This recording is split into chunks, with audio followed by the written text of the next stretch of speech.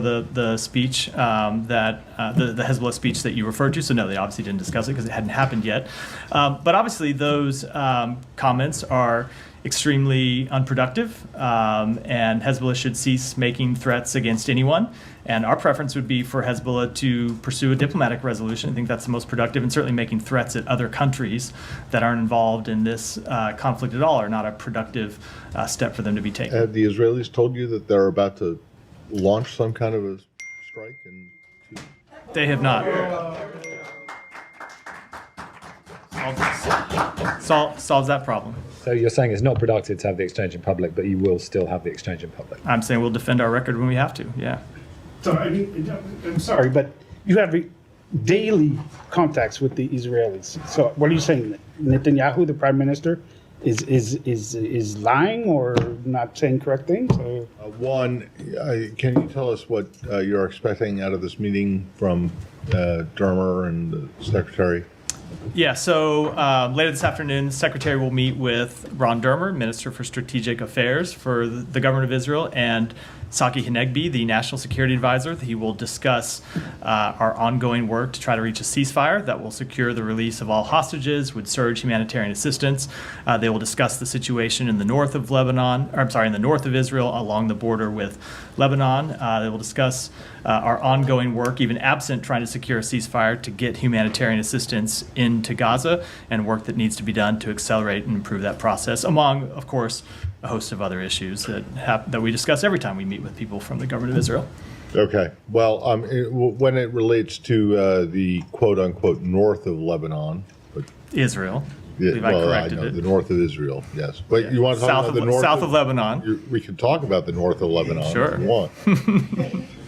You can probably tell me about your trips to it. I'm sure you've been. Let's talk about the north of Israel on the Lebanese border. What is the situation there, as you understand it? Is there some kind of operation that's going to be mounted anytime soon? And if there is, what do you think of it?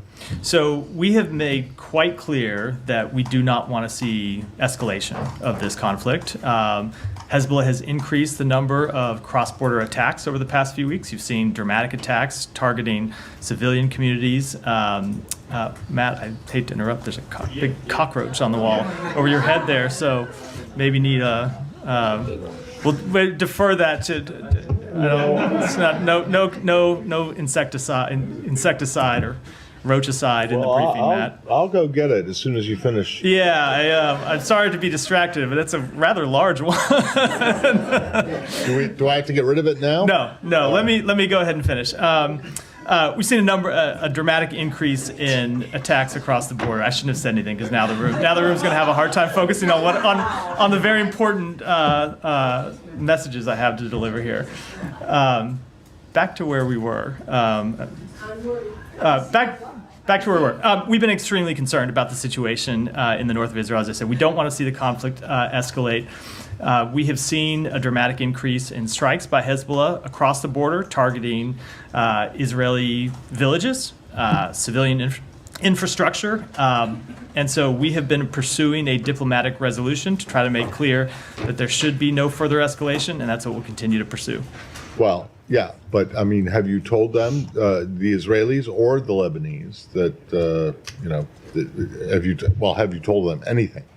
So we've had intensive conversations with both governments about this. In our conversations with the government of Israel, which I'll speak to, and I'm sure the secretary will go over with the two representatives from the government who are here today, we have made clear that our preference is to see a diplomatic resolution, and they have said to us that they want to see a diplomatic resolution to this conflict, and that's what we're going to continue to try to pursue. Have the Israelis told you that they're about to launch some kind of a strike? They have not. Solves that problem.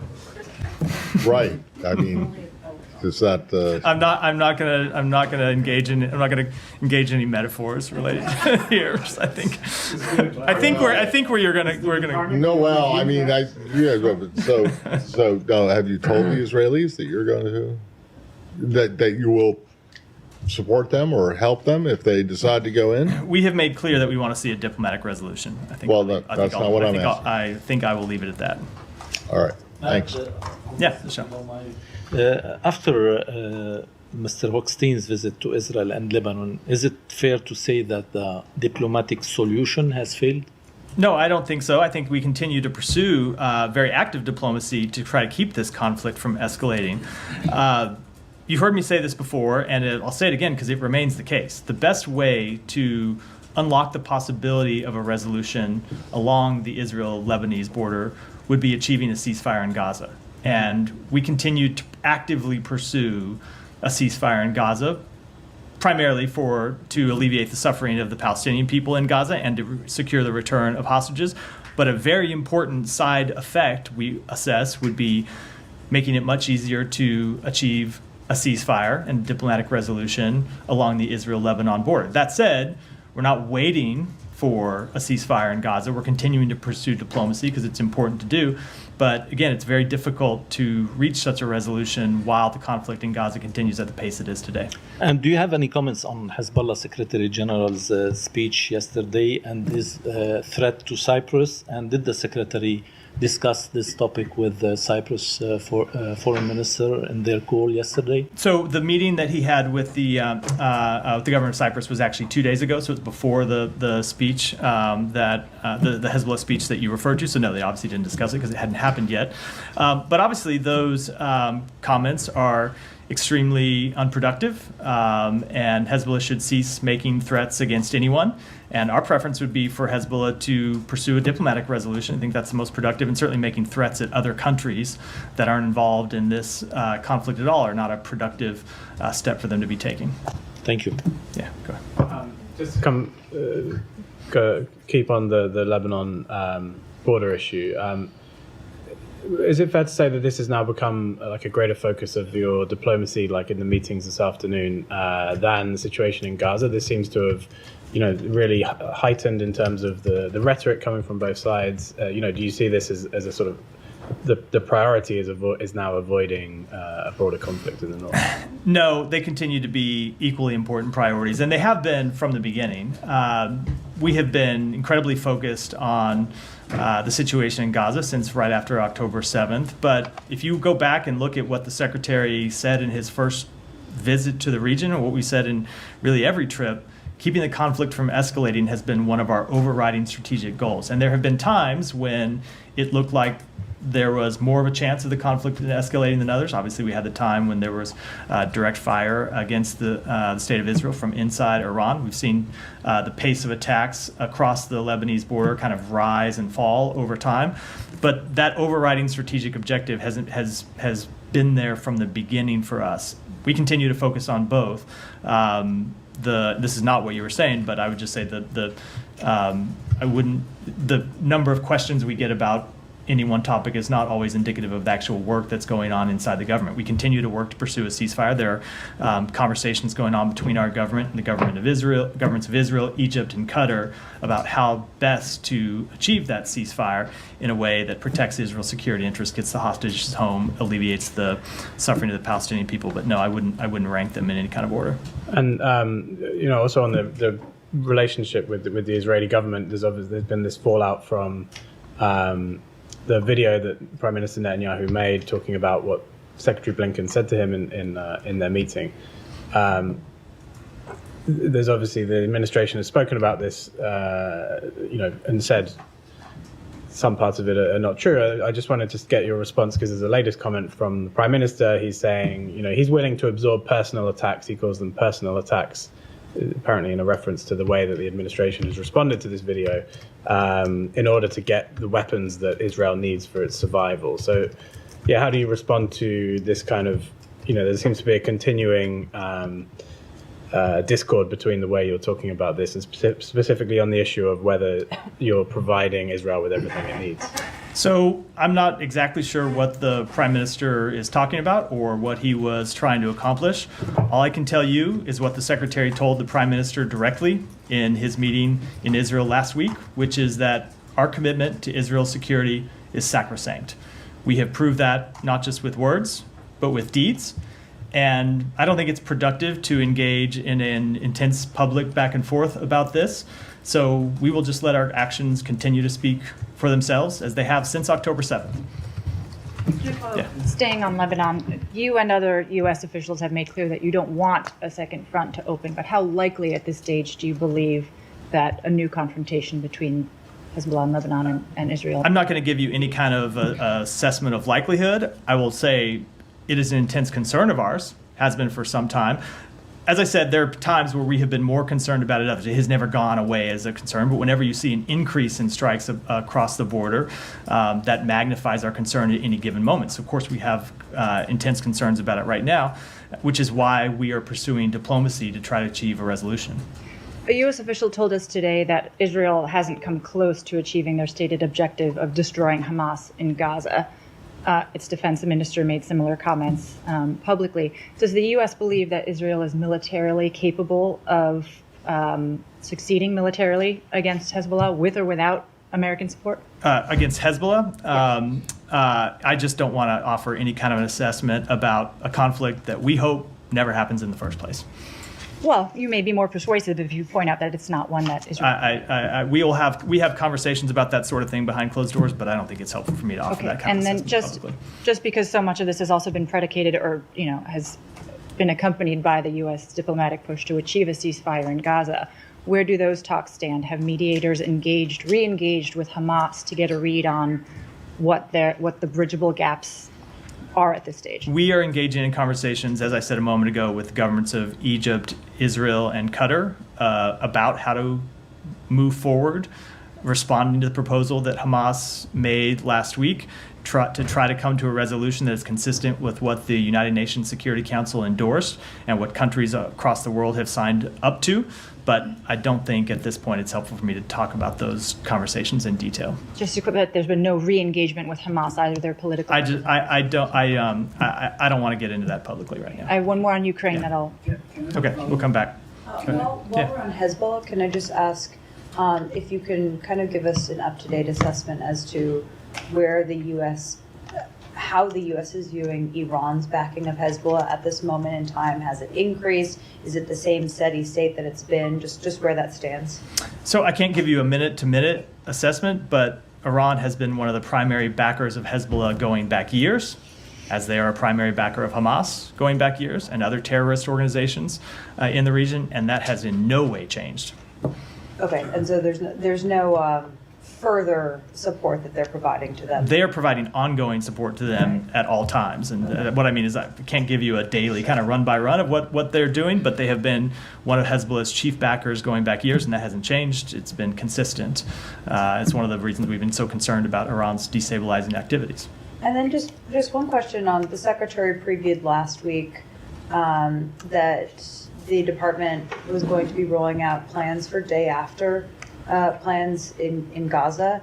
I just wonder if you can give us an update as to where those efforts stand, how many plans you guys are going to roll out, if a few weeks is still kind of the time frame that we're dealing with here. I think I'm going to have to give you the stay tuned answer on this one. There are conversations we are engaging with our partners in the region about. We do look forward to moving those conversations forward. And as the Secretary said, having something to say, but I'm not ready to preview it today. Okay. Can I follow up? Yes, sorry.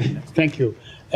Just where you were responding to Olivia, I guess, on the path forward. I mean, according to Politico, U.S. officials see no path forward to resolving the Gaza war anytime soon or coming up with a ceasefire that can endure.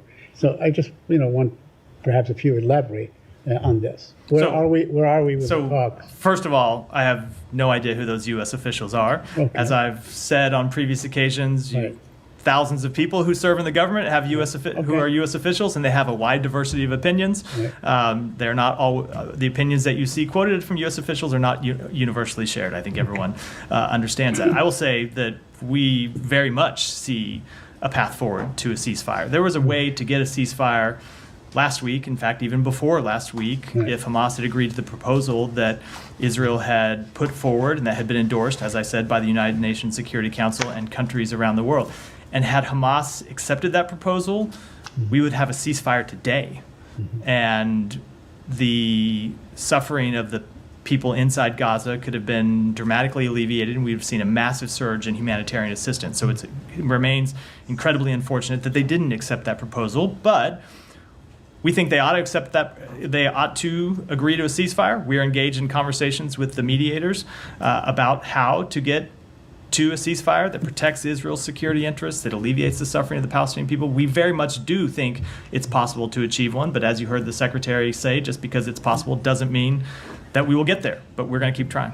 Well, since you mentioned humanitarian aid, I mean, today marks the 43rd day of the closure of the Rafah crossing and Kerem Abu Salam and so on. There's virtually no aid, and the pier is not functioning, obviously. The situation is very dire. Why can't the U.S., put forth an idea or a way to increase under the current circumstances before you even get to a ceasefire? Because the situation is very bad. I mean, the people, literally, children are starving. We are absolutely. To death. We are. Sorry to interrupt you. We are absolutely putting forward ways to improve the humanitarian situation in Gaza, and it was because of U.S. advocacy that we saw Israel institute these humanitarian pauses that they announced on Sunday or Monday. We continue to engage with our partners on the ground about how to increase the number of trucks that go in, but more importantly, right now, because there are a number of trucks that have made it to Kerem Shalom that are sitting in Kerem Shalom unable to then distribute the aid that they're holding inside Gaza. We're working for ways to resolve the security and logistical challenges that made it difficult to distribute aid inside Gaza. We continue to be incredibly focused on that. As well, and I should say, as well as reaching an agreement between Israel and in Egypt about how to safely reopen the Rafah border crossing. Although Israel has destroyed it completely, they're saying that it is now rendered completely inoperable. But let me ask you about the what Navi Pillay, the chairperson of the Independent International Commission of Inquiry on the Occupied Palestinian Territory, announced yesterday that Israel did indeed commit war crimes. Do you have any comment? Have you seen the report? And do you have any comment on that? We did see the report. We saw that Israel said it is reviewing the report. I can just give you what our assessment has been. You saw us put out a report last month where we said it is reasonable to assess that there have been violations of international humanitarian law, and we're continuing to look at specific incidents to draw final determinations. Thank you. Yeah. On Iran, pardon me, there's reporting that Iran's undergoing a major expansion at the Fordo facility that would triple production of enriched uranium there. I wanted to get your comment on that. And a separate reporting that the Iranians could now be using computer modeling that could be used in their development of nuclear weapons. So with respect to the first question, Iran continues to expand its nuclear program in ways that have no credible, peaceful purpose. We remain deeply concerned with Iran's nuclear activities and will continue to vigilantly monitor them. As we said in a joint statement we put out with the G7 on Friday, Iran must cooperate with the IAEA without further delay. As it relates to this report on computer modeling, I've seen the article. I'm not going to comment, obviously, on intelligence matters. As you have heard us say before, we do not see indications that Iran is currently undertaking the key activities that would be necessary to produce a testable nuclear device. But of course, this is something we continue to monitor very closely. Iran? Yeah. Oh, Gita, go ahead. Stick with Iran. Thank you. Earlier, when you were talking about Hezbollah, its activities, you referenced Iran, its support for Hezbollah, terrorism.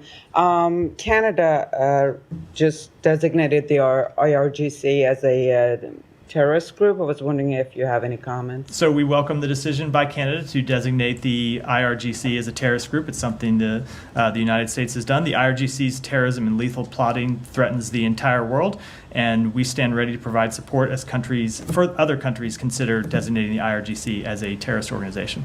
How can you support other countries in doing this? Well, we can provide information to them about activities that they have undertaken. It's something we often do in sharing intelligence information and other information with our allies and partners about activities that we have seen any supporters of terrorism take around the world. Thank you. Yeah, Tom. Just to come back to the Netanyahu video, the White House has said today that what the Israeli Prime Minister said was, quote, incorrect. So I'm just trying to there were a few things he said, but I'm trying to understand which part was incorrect. So I think the part that is incorrect is that there are bottlenecks that need to be overcome. So obviously there is one shipment of high payload munitions that we have put under review, and that remains under review. That's not a bottleneck. That's a policy review. Other shipments of weapons have been moving regularly to Israel because we are committed to Israel's long-term defense, and that includes things that have nothing to do with the war in Gaza, but are capabilities related to Israel's long-term security, defending itself against, for example, the threat from Iran. He also said that the secretary told him that the administration was working day and night to overcome the bottlenecks. Is that incorrect? So I'm not going to get into a word-for-word parsing of what the prime minister said, because as I said a moment ago, I don't think it's really productive to have this kind of conversation in public. But there are no bottlenecks, and the secretary made clear in his conversation that we are continuing to flow security assistance, despite other than the one that is publicly known that we have made clear to them and we've said publicly are under review. Other things continue to flow, so there just are no bottlenecks. So he didn't say that the administration was working to overcome that particular block of the 2,000-pound bombs. No. He didn't say that. Okay. And Can I just follow up on that, Tom? yeah, sure. Yeah. You say that, it's not for public exchanges back and forth and all this, but I mean, the White House this morning went quite strongly against Netanyahu's comments. And so is the State Department not at the same line as the White House? I made clear that I didn't think the comments, that I didn't know what the Prime Minister was talking about or what he was trying to accomplish, and I'm happy to make the record clear, as I think the White House was doing. But none of us think it's productive to have an extended public debate about it. There's no daylight between me and the White House. I think they would agree with that. But of course, when it comes to defending our record, we're going to defend our record. Well, why don't you tell them that? It seems you have a little bit of a different take than the White House on this. Not at all. Not at all. Why don't you tell them that? No. With the White House, we have the exact same. No, not the White House. The Israelis. I think I just did. Did you? Did you? I think I just did. All right. Yeah. Okay. I mean, you're saying it's not productive to have a back and forth, but you are having a back and forth with them right now. So what purpose do you think that serves? Because I don't think it serves any purpose. That is my overall point. You could sort of not engage with it. Hold on. And you're still signing the checks. No, right? So, I don't think it serves any purpose. But if someone comes out and says something about the actions by the United States government that are not accurate, we're going to correct the record. Don't think it's necessarily. Don't think it's necessarily productive to have this exchange in public, especially about things that we don't understand and can't comprehend because they don't reflect reality. But we will defend our record 100%. So you're saying it's not productive to have the exchange in public, but you will still have the exchange in public. I'm saying we'll defend our record when we have to. Yeah. So I'm sorry, but you have daily contacts with the Israelis. So what are you saying? Netanyahu, the prime minister, is lying or not saying correct things? As I just said, we don't understand what he was talking about when it comes to talking about bottlenecks because we continue to provide outside of this one shipment that is under review, we continue to provide them the equipment they need to defend themselves. And his staff hasn't explained to you